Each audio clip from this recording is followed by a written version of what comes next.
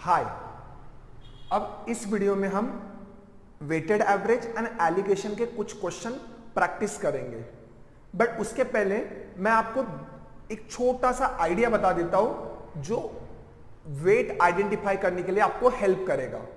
अब आप बोलोगे वेट आइडेंटिफाई करना जैसे मतलब जैसे यहां पे हमारा जब एलिगेशन में हम क्या करते थे, A1 A2 यहां पे वेटेड एवरेज और यहां पे आपका रहता था N1 और N2, ये आपको रेशियो बताता था N1 N2 का। यहां पे जो भी इनका डिफरेंस रहेगा यहां पे आएगा और इनका जो डिफरेंस रहेगा वो यहां पे आएगा। उनका जो रेशियो रहेगा वो N1:N2 सेम रहेगा। बट होता क्या है, अब देखो अब तक जो क्वेश्चंस हमारे आ रहे थे तो वहां पे N1 और N2 आइडेंटिफाई करना बहुत आसान हो जाता था। जैसे कि मैं बोलूं, अगर आपको कुछ क्लास में बॉयज दिए हैं एंड गर्ल्स दिए हैं, अगर इनका आपको एवरेज वेट मांगा है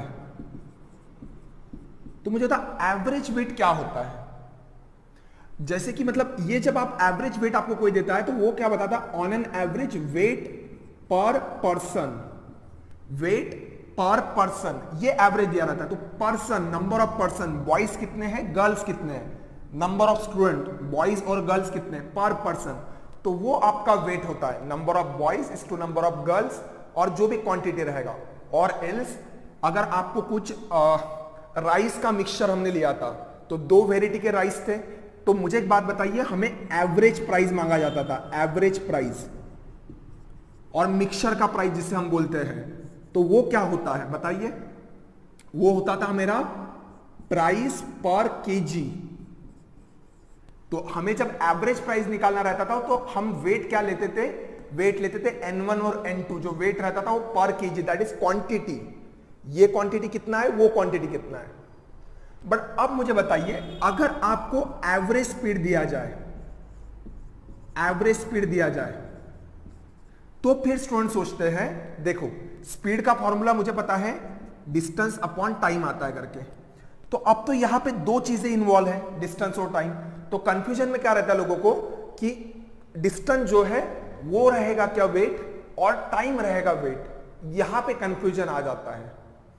इसलिए मैं बोल रहा हूं आप समझिए एवरेज स्पीड, मुझे बता स्पीड क्या रहती है, average speed on an average speed, speed क्या रहती है, जैसे भी अगर उसका यूनिट आप देखो तो क्या आता है किलोमीटर पर आवर, तो time will be the weight. ठीक है, इस पे क्वेश्चन लूंगा मैं तब आपको बताता हूं। बट यहां पे क्या रहेगा, मेरा वेट टाइम रहेगा ना कि डिस्टेंस। मोस्ट ऑफ द जगह पे यहां पे गलती क्या कर देते हैं, इनका जो डिफरेंस है स्पीड का, जो डिफरेंस जो रहेगा वो और यहां पे जो डिफरेंस रहेगा, लोग सोचते हैं वो जो रेशियो रहेगा वो डिस्टेंस का रेशियो देगा, इस स्पीड से इतनी गाड़ी चलाइए, इस स्पीड से इतनी गाड़ी, पर वो डिस्टेंस नहीं होता है, वो टाइम का रेशियो बताता है। ये जो डिफरेंस रहेगा ये आपको टाइम का रेशियो देगा। तो यहां पे वेट हमेशा सोचना बेस में क्या आता है, यूनिट में, जब भी आप कोई चीज का पकड़ो करके। अगर मुझे बताओ percentage of, let's say percentage of mark, ठीक है, फिजिक्स में आपने 60% स्कोर किए, केमिस्ट्री में 80% स्कोर किए। अब मुझे परसेंटेज ऑफ मार्क, आप मार्क के परसेंटेज कैसे निकालते हैं, मार्क अपॉन मैक्सिमम मार्क, जितने भी मार्क का पेपर होगा तो वेट क्या रहेगा, वो पेपर कितने मार्क का था वो आपका वेट रहेगा। तो आप इस तरीके से थोड़ा सोचना तो वेट आपको आइडेंटिफाई करने के लिए आसान जाएगा। मैंने देखा है बहुत लोगों को यहां पे वेट आइडेंटिफाई करना थोड़ा मुश्किल जाता है कभी कभार। तो इनमें हम क्वेश्चंस देखते हैं अभी। नेक्स्ट क्वेश्चन, अब क्वेश्चन देखो, ये कैट 2020 में आया हुआ क्वेश्चन है। A person spend ₹50,000 to purchase a desktop computer and a laptop computer. He sold the desktop computer at 20% profit and the laptop at 10% loss. If overall he made 2% profit, then the purchase price of the desktop is. मैं मानता हूं हालांकि ये profit and loss में भी आप question cover कर सकते हो, तो मैं दोनों वे से बताऊंगा। अगर मैं एलिगेशन यहां पे यूज नहीं करता हूं तो मैं किस तरीके से जा सकता हूं, और अगर मैं एलिगेशन यूज करता हूं तो किस तरीके से जा सकता हूं। तो पहले मैं नॉर्मल वे एक समझ के आप क्या कर रहे हो पहले वो देखते हैं। देखो आपने 50,000 में दो चीजें खरीदी है, एक डेस्कटॉप कंप्यूटर और एक लैपटॉप खरीदा है, एंड एक को 20% प्रॉफिट में बेचा है एंड एक को 10% लॉस में बेचा है। तो मुझे बताओ डेस्कटॉप कितने रुपए का खरीदा होगा, तो मैं अज्यूम करता हूं कि D का खरीदा होगा। तो मुझे बताओ लैपटॉप कितने का खरीदा होगा। देखो दो चीजें अगर आप 50,000 में खरीदते हो तो मुझे बताओ एक अगर D का है तो दूसरा क्या होगा, 50,000 में से D निकाल दीजिए, बचे पैसे का मैंने लैपटॉप खरीदा होगा। जैसे कि आप देखो अगर आपको ऐसा कुछ दिया रहता है कि लेट से एक कोई बार है उसको आप दो पीस में कट कर रहे हो, तो अगर इसका लेंथ L होगा और टोटल लेंथ आपको कुछ तो भी गिवन है, लेट से 10 मीटर का बार है कोई तो भी, उसमें इसका लेंथ L है, तो ये पार्ट कितना होगा 10 - L, ऐड करो LL will get cancel, 10 metre आ जाएगा। तो जितना पार्ट इसमें से हटा दिया 10 में से हटा दो, बचा 10 - L होगा करके दिखाने के लिए। अगर आपको रिप्रेजेंटेशन नहीं पता हो ऐसे लिख सकते हैं करके आप। तो यहां पे क्या आएगा, डेस्कटॉप D का लिया, लैपटॉप इतने का लिया। अब मुझे बताओ आपने 20% प्रॉफिट डेस्कटॉप पे कमाया, तो 20% D, ये जो भी कॉस्ट प्राइस होगा इसका, ये कॉस्ट प्राइस इसका है और ये कॉस्ट प्राइस इसका है जो उसने परचेस किया इस प्राइस में, तो इसका 20% क्या आएगा 20/100 ऑफ D। तो ये यहां से इतना अर्न किया टोटल, ठीक है, अर्न किया इतना प्रॉफिट अर्न है, ठीक है, इतना प्रॉफिट अर्न किया। पर यहां पे तो लॉस हुआ 10% का, किस कॉस्ट प्राइस का, इसका 10% उसने गमा दिया। तो देखो ये इसमें से कमाया है और ये लॉस कर दिया, तो आप क्या बोलोगे 10/100 ऑफ 50,000 माइनस D। देखो अगर आप ये जो अर्न किया है वो माइनस करो, मतलब ये भर के निकाल देते हैं, इसका जो भी कम इसमें मतलब जो लॉस हुआ है वो इसमें से अगर मैं माइनस कर दूं तो ये क्या देगा आपको, ये टोटल ओवरऑल प्रॉफिट देगा। 2% प्रॉफिट ओवरऑल हुआ है, ओवरऑल मतलब कितना, जितना उसने इन्वेस्ट किया था उसका, तो वो कितना है 2/100 ऑफ 50,000। आई होप ये आइडिया क्लियर है, इक्वेशन कैसे लिखा है करके। यहां से आपने इतना अर्न किया पर यहां पे उतना गमाया भी तो ना, तो कमाई में से जो उसने लॉस किया है वो माइनस कर दो, तो जो भी बचेगा that is his overall profit. तो अब आप इसको सॉल्व करो D के लिए, तो आपको डेस्कटॉप की प्राइस दे देगा, this is nothing but 1/5, okay, so this is D/5 minus, अंदर जाएगा ये तो 10 के साथ कैंसिल होकर -5,000 होगा, माइनस माइनस प्लस हो जाएगा 1/10 D यहां पे आके इस तरीके से बनेगा। और इधर अगर देखा जाए तो यहां पे क्या आएगा 1000, मतलब इन टोटल उसने 1000 रुपए कमाए हैं पूरे 50,000 पे। इस पे ज्यादा कमाए थे पर इसमें कुछ गमा दिए थे, तो नेट डिफरेंस जो भी रहेगा वो 1000 रुपए है करके। तो ये 5000 मैं उधर भेज देता हूं, तो ये हो जाएगा 6000। D/5 प्लस D/10, अगर मैं नीचे और ऊपर 2 से मल्टीप्लाई कर दूं तो ये 2D/10 होगा, ये 1D/10, तो ये क्या हो जाएगा 3D/10 इज नथिंग बट 6000। तो 3 से यहां डिवाइड करो तो ये 2000 आएगा, और 10 इधर जाके क्या हो जाएगा, डेस्कटॉप का वैल्यू 20,000 रुपीज हो जाएगा। मतलब डेस्कटॉप का प्राइस 20,000 होगा तो इसका 30,000 होगा। देखो 20,000 का 20% प्रॉफिट कितना आएगा 4,000 रुपए, 30,000 का 10% लॉस हुआ तो 3,000 यहां पे गमा दिए, तो 4,000 यहां पे कमाए थे और जो यहां पे गमा दिए अगर वो माइनस करता हो तो ओवरऑल मैंने 1,000 रुपए कमाए करके।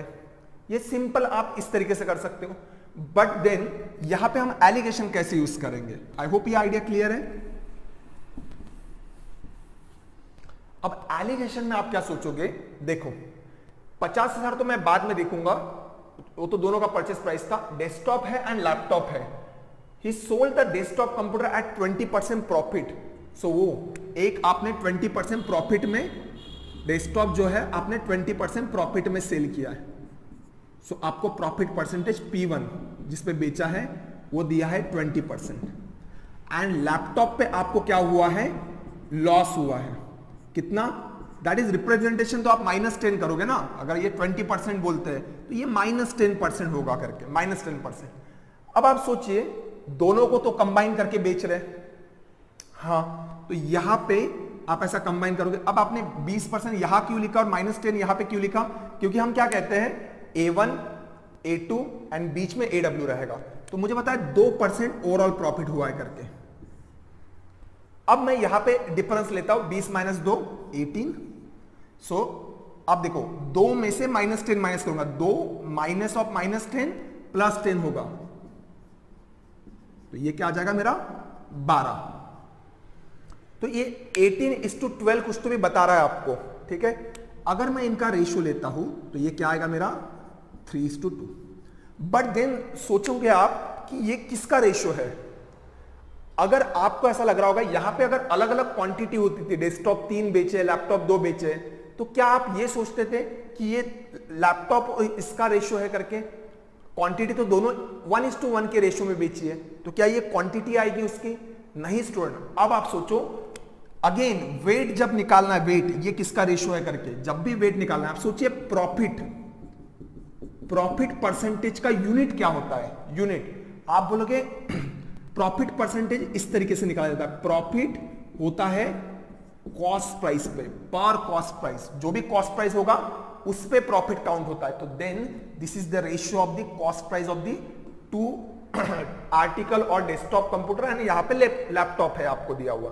तो इनका कहना क्या है कि लैपटॉप की कॉस्ट प्राइस अगर 3 है तो डेस्कटॉप की कॉस्ट प्राइस 2 है। बट मुझे पता है, मतलब दोनों मिलके क्या होगा, अगर आप रेशियो यूज करते हो, अगर ये 3 का है तो ये 2 का, तो दोनों मिलके मुझे 5 में पड़ेंगे। बट 5 के बदले में मुझे कितना दिया है? 50,000 रुपए। तो यहां पे मल्टीप्लायर क्या आएगा? 10,000 का। तो यहां पे भी 10,000 से मल्टीप्लाइड कीजिए, तो ये कितना आएगा? 20,000 का आपका क्या आएगा? डेस्कटॉप कंप्यूटर, और 30,000 का लैपटॉप। हमेशा कंफ्यूजन यहां पे वेट का नहीं होना चाहिए। मैं मानता हूं ये क्वेश्चन आसान था, जहां पे आपको क्वांटिटी देके कंफ्यूज नहीं किया। बट इवन अगर आपको क्वांटिटी दिया होता तो आपको ये दिमाग में रखना है कि प्रॉफिट तो पर कॉस्ट प्राइस होता है, प्रॉफिट परसेंटेज क्वांटिटी पे थोड़ा ना डिपेंड करेगा। तो ये क्या आता है? प्रॉफिट पर कॉस्ट प्राइस। तो आपका यहां पे रेशियो जो ये है, ये दोनों के कॉस्ट प्राइस का दिया रहेगा। Now next question. अब ये जो क्वेश्चन है, मैंने इसके पहले वाले क्वेश्चन को थोड़ा मॉडिफाई किया, जो मैं आपको आइडिया बता रहा था ना, जहां पे लोग कंफ्यूज होते हैं। A person spent ₹50,000 to purchase 2 desktop computer and 3 laptop computer. He sold the desktop computers at 20% profit and the laptops at 10% loss. Okay, laptops at 10% loss. If overall he made 2% profit, then the purchase price of a per desktop computer is. अब आप खुद सोचिए, again इस बार मुझे बताइए 10% loss है -10, यहां पे 20% प्रॉफिट है +20%। अगर आपको परसेंटेज का साइन लिखना है तो लिख सकते हो। देन ओवरऑल मुझे 2% हुआ, that is a weighted average में आएगा। अब आप सोचिए, क्या आप पहले से लेंगे कि 2 डेस्कटॉप कंप्यूटर खरीदा है तो 2 यहां पे, ठीक है, लैपटॉप कंप्यूटर खरीदा है 3 तो यहां पे 3 यहां पे? नहीं स्टूडेंट, आप मुझे बताइए ये प्रॉफिट परसेंटेज, इनका जो डिफरेंस रहेगा ना, वो आपको किसका रेशियो देगा? प्रॉफिट परसेंटेज क्या होता है? प्रॉफिट परसेंटेज होता है जो भी आपका प्रॉफिट है वो पर जो भी कॉस्ट प्राइस आपको लगा है उस पर आपने कितना प्रॉफिट कमाया है। 3 डेस्कटॉप बेचे, 2 डेस्कटॉप बेचे, कितना ओवरऑल कमाया, कितना खर्चा किया, वही होता है आपका प्रॉफिट परसेंटेज। तो ये जो रेशियो है, ये जो रेशियो रहेगा आपका 2 -10 +12 होगा। ये आपको बताता है कि आपने जो 10% लॉस में क्या बेचा है, 10% लॉस में लैपटॉप्स बेचे हैं आपने। ये लैपटॉप है, ये आपका डेस्कटॉप है। तो लैपटॉप पे अगर आपने 3 रुपए खर्चा किया तो डेस्कटॉप पे 2। ये नहीं बताएगा कि 3 आपने लैपटॉप खरीदे हैं, 2 आपने डेस्कटॉप खरीदे, वो तो गिवन ही है आपको। तो उसका बाद में काम आएगा आपको पर क्वांटिटी का निकालने के लिए। ये ओवरऑल बताएगा आपने कितना खर्चा किया लैपटॉप पे, और ये ओवरऑल बताएगा कॉस्ट प्राइस, इसको खरीदने के लिए कितना लगा। तो अगर इसे खरीदने के लिए 3 रुपए लगते, इसको खरीदने के लिए 2 रुपए, तो दोनों मिलकर आपने 5 खर्चा किया होगा, पर 5 के बदले में इन्होंने बताया 50,000 रुपए। सो इधर भी मल्टीप्लाइड कीजिए, इधर भी मल्टीप्लाइड कीजिए। इससे आपको 20,000 मिला था, इसे 30,000 मिला था। फिर आप सोचिए 20,000 में मैंने 2 डेस्कटॉप खरीदे थे, तो मुझे क्या चाहिए? पर डेस्कटॉप कंप्यूटर की प्राइस चाहिए। तो 20,000 में 2, तो 1 खरीदा होगा 10,000 में। तब जाके वो पिक्चर में आएगा करके। मैं अगर इसकी वैल्यू 4 लेता था और लेट से उसकी वैल्यू अगर लेट से 6 ले लेता था, समझ में आ रहा है? तो आप डायरेक्टली उन क्वांटिटी का क्या करोगे, प्रॉफिट परसेंटेज दिया हुआ है तो उनका वेट जो है, वेट यहां पे जो डिफरेंस है वो आपको कॉस्ट प्राइस का रेशियो देगा। Okay, thank you.